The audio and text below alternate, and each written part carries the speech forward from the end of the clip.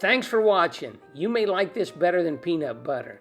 Take a tablespoon of Miyoko's vegan butter, or you can use regular butter. You're going to take baruka nuts, grind them up, and add 2 teaspoons of ground barukas. Then you're going to get some sesame seeds and toast them. Now, you can toast them really dark, or you can toast them light. For this recipe, I'm toasting them light. The darker will be a stronger flavor. You're going to add 2 teaspoons of ground sesame to the mix, along with a half a teaspoon of light brown sugar, which is optional, as is 1/8 teaspoon of Ceylon cinnamon. There are different cinnamons. I recommend Ceylon for this.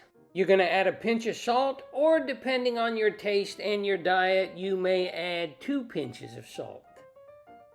This whole recipe formula equals one thing: morning happiness.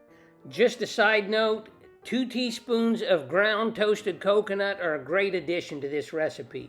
As you see, as I start to mix this up, the mixture's a little bit light. If you want a stronger sesame flavor, which will make it darker, just add darker toasted sesame seeds. They're both great. If you like this video, hit the like button. Subscribe, follow me, and share it.